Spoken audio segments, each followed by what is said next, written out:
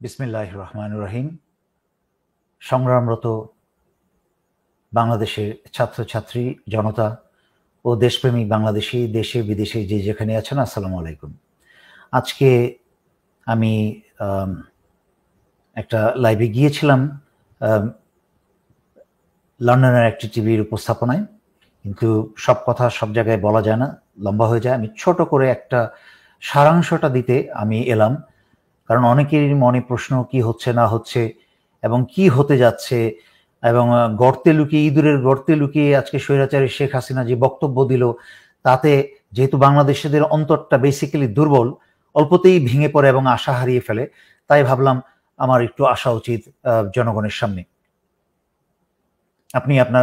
আপনারা অনেকেই দেখেছেন যে একটা টিভি, কি যেন যমুনা পদ্মা না মেঘনা, একটা টিভির সুবাদে, বাংলাদেশের সব টিভি চ্যানেলে দেখিয়েছে কিনা তা জানি না, বাট একটা টিভির সুবাদে আমরা একটা ভিডিও দেখেছি যে স্বৈরাচারী শেখ হাসিনা কোনো এক স্থানে, আননোন বা অজানা একটা স্থানে ইঁদুরের গর্তে লুকিয়ে সে হুঙ্কার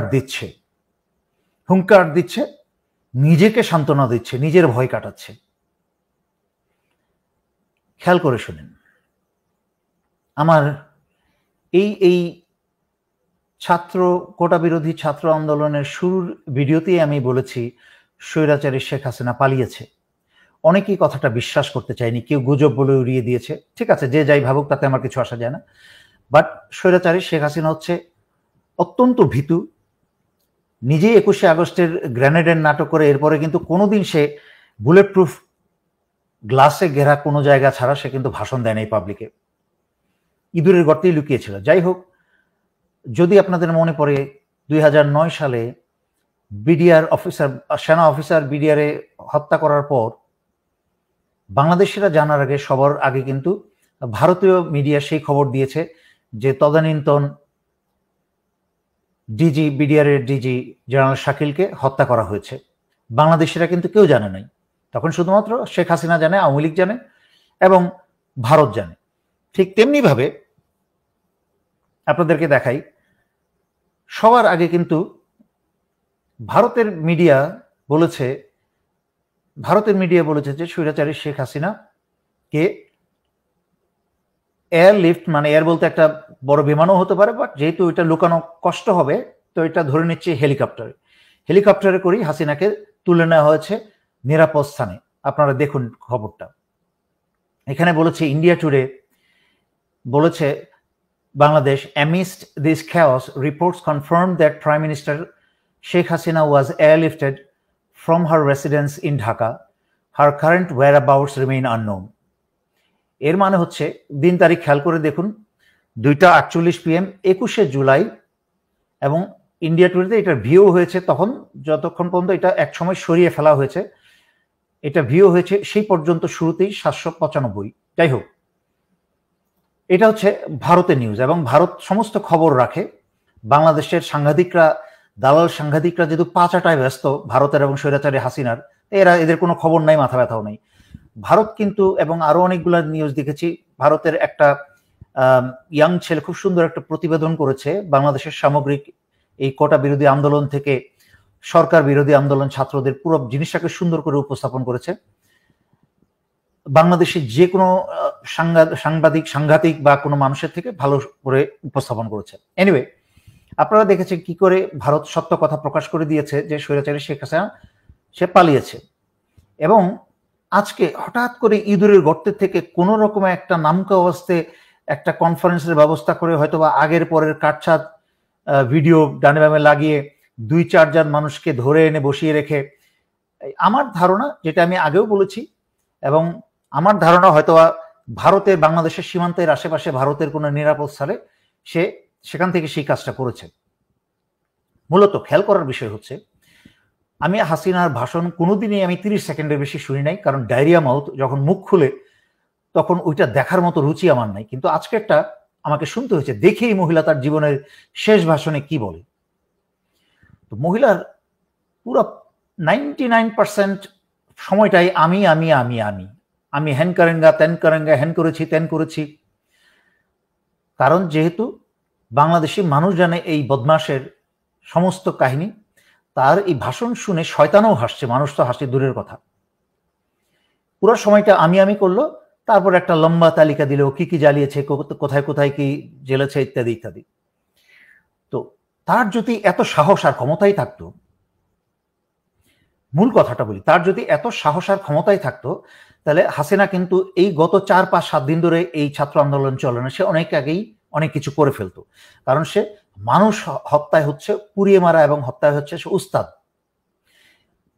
তো তা না করে সে গর্তে বসে হুঙ্কার দিচ্ছে যে আমি সবাইকে দেখে নেব, সবার বিচার করব, এই করব সেই করব। মানে শুনেন, ফেরাউনও কিন্তু তার মরণের আগে হুঙ্কার দিয়েছিল, আমাদের নবীকে এবং ওনার ভাইকে বলেছিলেন যে তোমরা আমাকে খোদা মানো, উমুক উমুক ইত্যাদি ইত্যাদি, আমার কথা বিশ্বাস না করে তোমরা অন্যের কথা বিশ্বাস, মানে ইত্যাদি। ওই ইতিহাসে যাচ্ছি না। তার কিন্তু তারপরেই যে তার এরকম একটা অপমানজনক সমুদ্রের পানিতে ডুবে মৃত্যু হবে, সেটা কিন্তু ফেরাউনও জানতো না।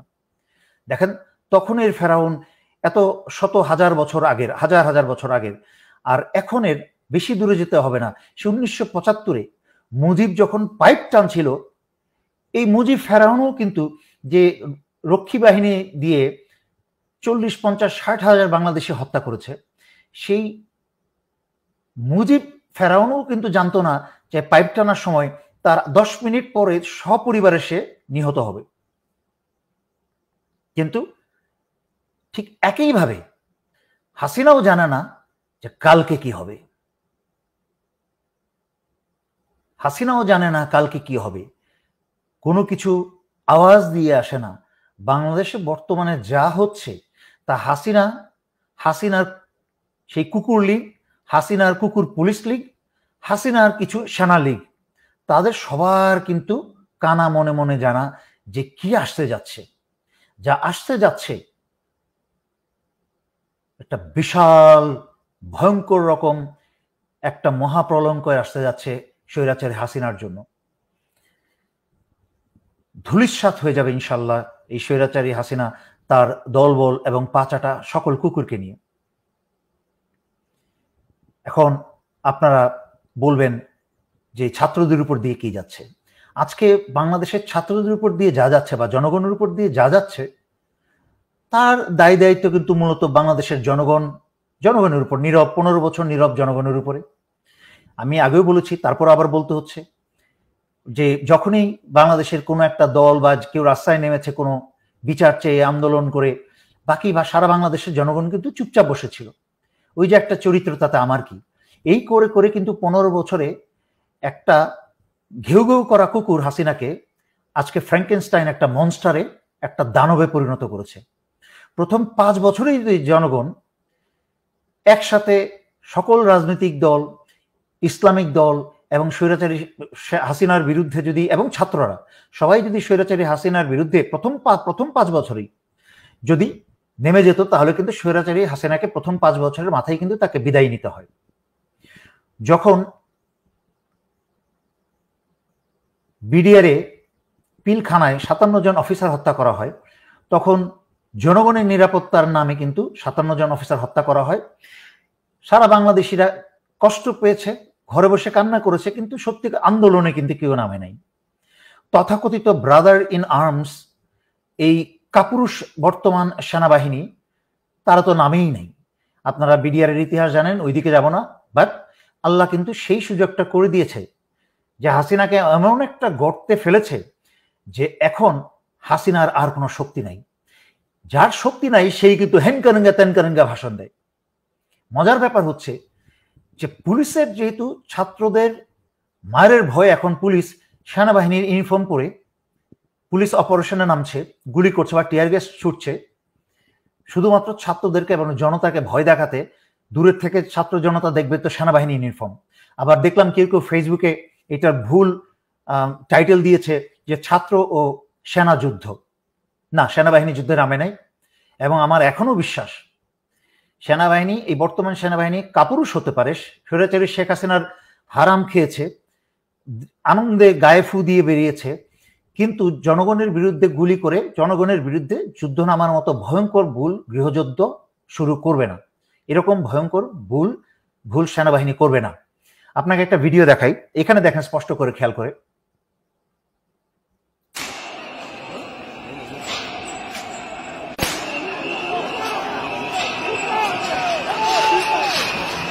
আমি আবার চালাচ্ছি দেখানোর জন্য, কারণ ভিডিও চালালে মাইকটা অফ হয়ে যায়।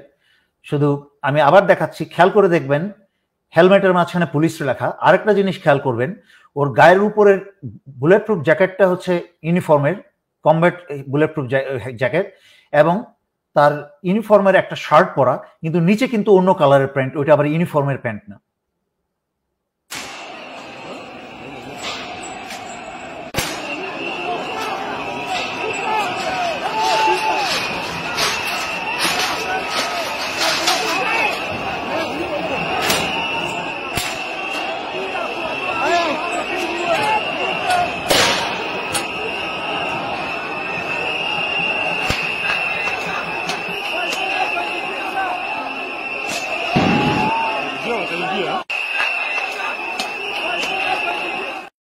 যাই হোক, যেটা দেখাতে চেয়েছিলাম সেটা দেখা গেছে। হেলমেটে পুলিশ লেখা, প্যান্ট হচ্ছে অন্য কালারের প্যান্ট, কমব্যাট প্যান্ট না। আবার বুলেট প্রুফ জ্যাকেট আর উপরে শার্টটা হচ্ছে কমব্যাট কালার। কথা হচ্ছে, বাংলাদেশ সেনাবাহিনীর কি নিজস্ব বুলেট প্রুফ জ্যাকেট নেই? বাংলাদেশ সেনাবাহিনী বহু বছর ধরে জাতিসংঘে মিশন করে আসছে বুলেট প্রুফ জ্যাকেট দিয়ে, আমি নিজেও সেটা পরেছি। এবং বাংলাদেশ সেনাবাহিনীর কিন্তু নিজস্ব ইউনিফর্ম সবই আছে। তো ওই তাদের আর পুলিশের ওই হারামখোর পুলিশ, ঘুষখোর পুলিশের হাঁটা দেখেন, হাঁটা চলা দেখেন না, ভাঙ্গাচোরা ল্যাংড়া লুড়া টাইপের হাঁটা। তো এনিওয়ে, যারা কালার দিচ্ছে এটা সেনাবাহিনী, এটা সম্পূর্ণ ভুল তথ্য, এটা সেনাবাহিনী না। সেনাবাহিনী এত ফালতু কাজ করতে নামবে না।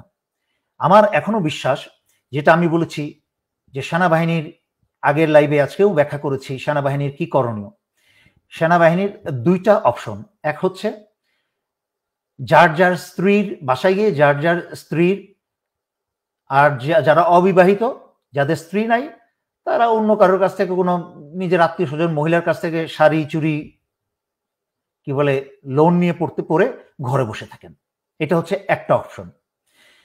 আর আরেকটা অপশন, যে এত বছরের প্রশিক্ষণ, সার্বভৌমত্ব, স্বাধীনতা যেই রক্ষা করার যে ওয়াদা নিয়ে যেই চাকরিতে প্রবেশ করেছেন, এটা কিন্তু বেতন পাওয়ার চাকরি না, এটা একটা অত্যন্ত গুরুত্বপূর্ণ দায়িত্ব। সমগ্র দেশের স্বাধীনতা সার্বভৌমত্বের অতন্দ্র প্রহরী। সেই প্রহরী এখন স্বৈরাচারী শেখ হাসিনার লিস্ট লাগানো কুকুর হয়ে গেছে। সুতরাং নিজ দায়িত্ব পালন করেন, সরাসরি জরুরি অবস্থা জারি করেন, জরুরি অবস্থা জারি করে বাংলাদেশের ক্ষমতা নিয়ে নেন।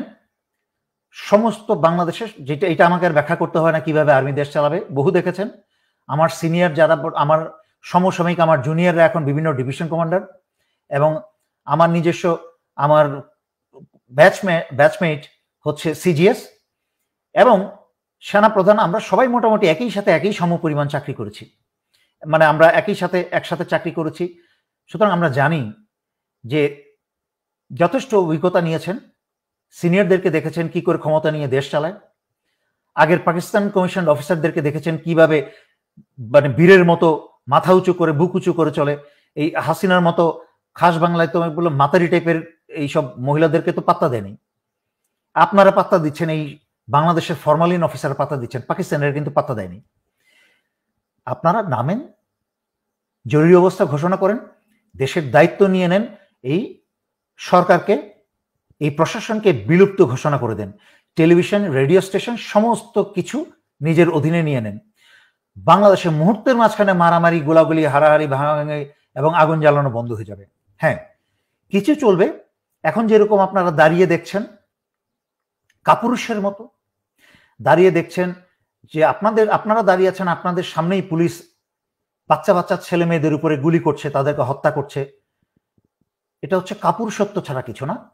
এবং উপরন্তু আপনারা নিজেরা জনগণের উপরে গুলি করছেন না, কিন্তু আপনাদের উপস্থিতিতে, আপনাদের সাক্ষীতে, আপনাদের মৌন সম্মতিতে হাসিনার ঘুষখোর, হারামখোর পুলিশ এবং ছাত্রলীগরা ছোট ছোট শিশু ছাত্র ছাত্রীদের উপরে আক্রমণ করছে, গুলি চালাচ্ছে, হত্যা করছে, তার দায় দায়িত্ব, বা ইংলিশে বলতে হয় you are also the accomplice of this crime. আপনারাও এই অপরাধের সমপরিমাণ সঙ্গী। আপনাদের উপস্থিতিতে এই অপরাধগুলো সংঘটিত হচ্ছে, যার ফলে বর্তমান সেনা প্রধানকে একসময় কাঠগড়ায় দাঁড়াতে হবে যে আপনি কি করে সেনাবাহিনীকে রাস্তায় নামিয়েছিলেন নীরব দর্শকের ভূমিকা পালন করতে অস্ত্র হাতে নিয়ে, এবং দেখতে আপনাদের চোখের সামনেই কি করে বাংলাদেশের নিরস্ত্র ছাত্র ছাত্রীদের উপরে অন্যায়ভাবে গুলি চালিয়ে হত্যা করে, তার জবাব কিন্তু বর্তমান সেনাপ্রধানকে দিতে হবে। এখনো সময় আছে। আগামী 24 ঘন্টার মাঝখানে যদি সশস্ত্র বাহিনী বাংলাদেশের জরুরি অবস্থা জারি করে ক্ষমতা নিয়ে নেয়, তাহলে হয়তোবা জনগণ সেটাকে নমনীয় দৃষ্টিতে দেখবে, কারণ ঘরের ছেলে যদি ঘরে ফিরে আসে। আর নয়তো আমি আপনাকে বলে দিই, এই যেই যুদ্ধ শুরু হয়েছে, বাংলাদেশের ছাত্র জনতা কখনোই পিছু হটবে না। আপনারা দেখছেন কারফিউ জারি করেও কিন্তু ঘরের মাঝখানে বসিয়ে রাখতে পারেন নাই। কারফিউ জারি করার পরেও কিন্তু ছাত্র ছাত্রী জনতা কিন্তু রাস্তায় নেমে এসেছে, যেখানে যা করণীয় করছে, এবং পুলিশ ভয়ে নিজের পুলিশের ইউনিফর্ম না পরে সেনাবাহিনীর ইউনিফর্ম পরছে, কাপুরুষের মতো, ইঁদুরের মতো। শেখ হাসিনা গর্তের মাঝখানে ঢুকে ভারতে বসে সে বড় বড় বক্তৃতা দিচ্ছে, করার ক্ষমতা থাকলে করত, কিন্তু করার ক্ষমতা নাই বলে চিৎকার করে যাচ্ছে, একা একা শেষ চিৎকার করে যাচ্ছে, মরণ চিৎকার করে যাচ্ছে। সুতরাং এই আন্দোলন চলতে চলতে সশস্ত্র বাহিনী যদি এরকম নীরব দর্শকের ভূমিকা পালন করে, খুব শীঘ্রই একটা গৃহযুদ্ধে পরিণত হবে। তাই সশস্ত্র বাহিনীকে বলছি, আপনারা বিদ্রোহ ঘোষণা করে ক্ষমতা নিয়ে নিন, অথবা আইনগতভাবে দেশের বর্তমান পরিস্থিতিতে বাংলাদেশের স্বার্থ, সার্বভৌমত্ব, স্বাধীনতা এবং জনতার জীবন রক্ষার্থে আপনারা জরুরি অবস্থা জারি করুন, সরকারকে বিলুপ্ত করে দেন। আর আওয়ামী সন্ত্রাসী, শেখ হাসিনা থেকে শুরু করে আওয়ামী সন্ত্রাসী যাদেরকে পাবেন তাদেরকে অ্যারেস্ট করে জেলে ভরুন, তারপরে জনতার আদালতে বিচার হবে। আর ছাত্র জনতার উদ্দেশ্যে আমি বলছি, আপনাদের পিছিয়ে ফেরার আর কোনো জায়গা নাই। বাংলাদেশে হয় গৃহযুদ্ধ শুরু হবে, আর নয়তো শেষ রক্তবিন্দু পর্যন্ত আপনাদেরকে যুদ্ধ করে এই সন্ত্রাসী হায়নার পুলিশকে এবং ছাত্রলীগকে পরাজিত করে বাংলাদেশের ক্ষমতার দায়িত্ব আপনাদেরকে নিতে হবে। যদি সশস্ত্র বাহিনী জরুরি অবস্থা ঘোষণা করে দায়িত্ব গ্রহণ না করে, তাহলে আপনারা নিজস্ব সরকার ঘোষণা করে আপনারা বাংলাদেশে দখল করবেন, এবং যাদের উপর বিশ্বস্ত, যাদের উপর বিশ্বাস আছে, সেই রকম কোনো মুরব্বীকে আপনারা আপাতত সাময়িক দায়িত্বভার দেবেন, যারা অতীতে নিরপেক্ষ বা কি বলে এটাকে তত্ত্বাবধায়ক সরকার চালানোর যা চরিত্রগত প্রমাণ আছে যে তার চরিত্র ভালো, কোনো দলীয় কাজ করে নাই, এরকম কোনো ব্যক্তিকে আপনারা বসিয়ে দিয়ে আপাত দৃষ্টিতে একটা সরকার ব্যবস্থা চালন করতে পারেন। কারণ জনতার শক্তি হচ্ছে বৃহত্তর শক্তি, সেনাবাহিনীর অস্ত্র কোনো শক্তি না। আসল শক্তি হচ্ছে জনতার শক্তি, আর জনতার দেওয়ার পয়সাই কিন্তু এই সেনাবাহিনী এবং তার অস্ত্র শস্ত্র, গোলা বারুদ এবং তাদের রেশন। সারা দুনিয়ার দৃষ্টিতে কিন্তু ইতিমধ্যে সশস্ত্র বাহিনী এসেছে, তাদের প্রশ্নবিদ্ধ, তাদের জঘন্য রকম চরিত্রের ভূমিকা যেটা করছে, নীরব দর্শকের ভূমিকা পালন করছে এবং দাঁড়িয়ে দেখছে শিশুদের হত্যা করছে হাসিনার গুন্ডা, এটা দুনিয়া দেখছে। এবং শুধু তাই না, সশস্ত্র বাহিনী জাতিসংঘের অনুমতি ছাড়াই জাতিসংঘের পিস মিশনের এপিসি রাস্তায় নামিয়েছে, যেটা মিসইউজ অফ ইউএন প্রপার্টিস।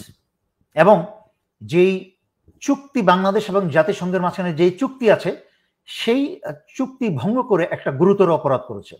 এবং সর্বোপরি যেই বাংলাদেশ সশস্ত্র বাহিনী সুনাম অর্জন করেছিল অন্য দেশের যুদ্ধগ্রস্ত অথবা অশান্ত এলাকায় গিয়ে শান্তি ফিরিয়ে নিয়ে আসার, সেই সশস্ত্র বাহিনী তার সেই পুরনো গৌরব এবং অর্জন স্বৈরাচারী হাসিনাকে বাঁচাতে গিয়ে সম্পূর্ণ ধূলিসাৎ করে দিয়েছে। দুনিয়ার সামনে প্রমাণিত হয়ে গেছে যেই এই সশস্ত্র বাহিনী বাংলাদেশে নিজের ঘরের শান্তি রক্ষা করতে পারে না, দুনিয়ার শান্তির কোত্থেকে রক্ষা করবে? শুধু ফুলুস কামাতে যায়, ওখানে ডলার কামাতে যায়, ভিতরে কোনো সৈনিক নাই। খালি ইউনিফর্ম পরলেই কি সৈনিক হয়? আজকে একটা চোর, এই যে দেখেন পুলিশ আজকে তো ইউনিফর্ম গায়ে দিয়েছে, তো পুলিশ কি সেনা হয়ে গেছে? ইউনিফর্ম গায়ে দিলেই সেনা হওয়া যায় না যদি ভেতরে সেনা না থাকে। অস্ত্র, অত্যাধুনিক অস্ত্র হাতে নিলেই কিন্তু সেই অস্ত্র দিয়ে কোনো পরিস্থিতির মোকাবেলা করা যায় না যদি সেই অস্ত্রের পেছনে একটা প্রশিক্ষিত দক্ষ একটা চালক না থাকে। এই সেনাবাহিনীর সদস্যরা আপনারা এই দেশের পরিস্থিতি সম্পূর্ণ নিজের নিয়ন্ত্রণে নিয়ে সরকারকে ক্ষমতাচ্যুত করে নিজেরা আপনারা ক্ষমতা নিয়ে প্রমাণ করেন যে আপনাদের বিচি আছে, আপনাদের বলস আছে এবং আপনাদের প্রশিক্ষণ কাজে লাগছে। জনগণ, ছাত্র জনতা, রক্ত ছাড়া পৃথিবীতে কোনো দেশে ইতিহাস পরিবর্তন হয়নি এবং হবেও না। রক্ত যখন দিয়েছ, রক্ত আরো দাও, আরো দাও। যার যার মৃত্যু আল্লাহ কপালে রেখেছেন তার মৃত্যু হবেই। পৃথিবীর কারোর ক্ষমতা নাই সেই মৃত্যু আটকানো। কিন্তু মনে রেখো, সবার সৌভাগ্য হয় না শহীদ হওয়ার। যারা যারা যেই সব ছাত্র জনতা এই পর্যন্ত এই স্বৈরাচারীর গুলিতে মারা গেছে, তারা সবাই আল্লাহর দরবারে আল্লাহ শহীদের মর্যাদা দান করবেন। এবং এই বাংলাদেশের দ্বিতীয় মুক্তিযোদ্ধা হিসাবে তাদেরকে স্বীকৃতি ইতিমধ্যেই আমরা দিচ্ছি। ইনশাআল্লাহ ভবিষ্যতে প্রতিটা সন্তান হারা মা বাবাকে সেই মুক্তিযোদ্ধার পিতামাতার সম্মান দেওয়া হবে জাতীয়ভাবে ইনশাআল্লাহ। এবং শুধু তাই না, যে সকল পরিবারের ছাত্র এবং জনতা এই দ্বিতীয় মুক্তিযুদ্ধে প্রাণ হারিয়েছে, তাদের ওই পরিবারের কমসে কম পরবর্তী ভাই বা বোনের রাষ্ট্রীয়ভাবে তাদের পড়াশোনার খরচ চালানো হবে ইনশাআল্লাহ। শুধু তাই নয়, সেই পরিবারকে মুক্তিযোদ্ধার স্টাইপেন্ড দেওয়া হবে, বা যেটাকে বলে ভাতা। যদিও আমি জানি এখানে ভাতার প্রশ্ন না, এখানে আমি সম্মানের দৃষ্টিকোণ থেকে, কারণ সবার পারিবারিক অবস্থা এক না। এমনও পরিবারের যে ছাত্র মারা গেছে তার পরিবারে সে একমাত্র ছেলে ছিল, মা বাবার একমাত্র ভরসা ছিল যে বড় হয়ে পড়াশোনা শেষ করে চাকরি করে বা ব্যবসা করে পরিবারের দায়িত্বভার বুঝে নেবে। সেই ছেলেটিও দেশের জন্য জীবন দিয়েছে, শহীদ হয়েছে। সুতরাং সেই পরিবারের দায়িত্ব ভার নেওয়া হচ্ছে জাতির দায়িত্ব, আমাদের দায়িত্ব। ইনশাআল্লাহ সেই ব্যবস্থা করা হবে। মুক্তিযোদ্ধা, রেমিটেন্স যোদ্ধারা ইতিমধ্যে প্রমাণ করেছে। আমাকে বেশ কিছু রেমিটেন্স যোদ্ধা প্রশ্ন করেছে, এবং এর আগেও আমি লন্ডন টিভির একটা অনুষ্ঠানেও তারা অনেক প্রশ্ন করেছে, আমরা যারা বিদেশে আছি তারা কি করতে পারি। মাশাআল্লাহ, আলহামদুলিল্লাহ, আপনারা দেখিয়েছেন যে রেমিটেন্স বন্ধ করে আমি যা বিভিন্ন জায়গায় দেখেছি প্রায় 6,000 কোটি টাকার মতো রেমিটেন্স কমে এসেছে। রেমিটেন্স বন্ধ করে ইতিমধ্যে বাংলাদেশের অর্থনীতি চরম খারাপ অবস্থায় আছে। সেই রেমিটেন্স বন্ধ করে দিয়ে বর্তমানে এই পুলিশ বাহিনীর এবং হারামখোরদের টাকা পয়সায় আরো টানাপোড়েন পড়বে। ব্যাংক টাকা দিতে পারবে না এই স্বৈরাচারীর যুদ্ধ চালিয়ে যাওয়ার জন্য। চায়না সকল প্রকার, যেহেতু যুক্তরাষ্ট্র এবং ভারতের বুদ্ধিতে স্বৈরাচারী শেখ হাসিনা ছাত্রদেরকে মারছে, আমার বিশ্বাস চীন আর বাংলাদেশকে কোনো অর্থ সহায়তা দিবে না যতদিন পর্যন্ত এই সরকারের পরিবর্তন না হয় এবং কোনো শান্তিপূর্ণ জনতার ইচ্ছার প্রতিফলনের কোনো সরকার দায়িত্ব ভার গ্রহণ না করে। আপনারা মনে রাখবেন, এই যে কারফিউ জারি করা হয়েছে, এই যে ইন্টারনেট বন্ধ করে দেওয়া হয়েছে, এর মাঝখানে অনেকের অনেক অসুবিধা হচ্ছে। ব্যবসায়ীদের অসুবিধা হচ্ছে, অনেকের যোগাযোগ অসুবিধা হচ্ছে, দেশের বাইরের মানুষজন দেশের পরিস্থিতির কথা জানতে পারছে না। কিন্তু এটার পজিটিভ সাইডও আছে। এটার পজিটিভ সাইড কোথায়? স্বৈরাচারী শেখ হাসিনা তো বাংলাদেশের অর্থনীতি ধ্বংস করে দিয়েছে। টাকা পয়সা চুরি করে সমস্ত ব্যাংক খালি, বাংলাদেশ ব্যাংকের রিজার্ভ খালি করে দিয়েছে, বাংলাদেশের রিজার্ভ খালি করে দিয়েছে। এই ইন্টারনেট বন্ধ করে বাংলাদেশের ব্যবসায়ীদের ব্যবসার করুণ অবস্থা। সুতরাং এই যে শেখ হাসিনা নাটক করলো একটু আগে যে ব্যবসায়ীদের সমর্থন পেয়েছে ছাত্র হত্যা করার জন্য, সে ছাত্র হত্যা করবে, কোনো ব্যবসায়ীদের সমর্থন পায়নি। ব্যবসায়ীরা তাকে গালিগালাজ করছে, একদম যাকে বলে ওই বাংলা শব্দটা ভুলে গেলাম, যে যাই হোক, ব্যবসায়ীরা তাকে অন্তর থেকে ঘৃণা করছে এবং গালিগালাজ করছে। তাদের ব্যবসার এমনি 12টা বাজিয়ে দিয়েছে। আরো ইন্টারনেট বন্ধ করে কোনো প্রকার ব্যবসা করা যাচ্ছে না, এক্সপোর্ট ইম্পোর্ট সব বন্ধ হয়ে গেছে। সুতরাং ব্যবসায়ীরা সাফার করছে, যেই সাফারিং জনগণের মাঝখানেও আসছে। দ্বিতীয়ত, ইন্টারনেট বন্ধ রাখার একটা সুফল পাওয়া যাচ্ছে, সেটা হচ্ছে এই ইন্টারনেট যদি বন্ধ না থাকতো, আজকে যে পরিমাণ ছাত্রছাত্রী আন্দোলনে নেমেছে তার একটা বিশাল অংশ কিন্তু ঘরে বসে ফেসবুক চালিয়ে খবর রাখার চেষ্টা করতো আন্দোলনে না নেমে। আজকে বাসায় যখন বাংলাদেশে যখন যেহেতু ইলেকট্রিসিটি চলে যায়, আর এইসব হাসিনা উন্নয়নের সরকারে তো আর বলার কথাই না, দিনে 10 বার 15 বার ইলেকট্রিসিটি যায়। যখন ইলেকট্রিসিটি বা বিদ্যুৎ চলে যায়, আপনার সন্তান দেখবেন তার ভিডিও গেম খেলা বন্ধ হয়ে যায়, তখন সে একটু উকি দিয়ে দিনে সারাদিনে একবার একটু বাইরে আসার চেষ্টা করে, দেখার চেষ্টা করে, ঘরে অন্ধকার একটু মাঠে যাওয়ার চেষ্টা করে, একটু বাইরে যাওয়ার চেষ্টা করে। ঠিক সেইভাবে ইন্টারনেট বন্ধ করে বাংলাদেশের ছাত্র জনতা, অল্প বয়সী বেশি বয়সী সবাই কিন্তু ফেসবুক ছেড়ে, ইউটিউব ছেড়ে তারা দেখছে আর কিছু করার নাই, আমার ভাই মরেছে, আমার ভাই মার খাচ্ছে, আমি কেন কাপুরুষ হব, সেও কিন্তু নেমে যাচ্ছে। এটা একটা বিরাট বড় পজিটিভ সাইড ইন্টারনেট বন্ধ করার। আমি আশা করি আপনারা নিশ্চয়ই স্বীকার করবেন এবং মেনে নেবেন এই বাস্তবতার কথা। সুতরাং ইন্টারনেট এবং কারফিউর নেগেটিভ সাইডও আছে, পজিটিভ সাইডও আছে। আমি মনে করি এই পজিটিভ সাইডের ভূমিকাটা একটা বিশাল ভূমিকা, আর নয়তো এই ছাত্র আন্দোলনেই হতো না। যাই হোক, আর কথা লম্বা না করে আমি এই বলে শেষ করতে চাচ্ছি, আশা করি সশস্ত্র বাহিনী তার ক্ষমতার এবং দায়িত্বের সঠিক মূল্যায়ন করে সঠিক পদক্ষেপ নেবে।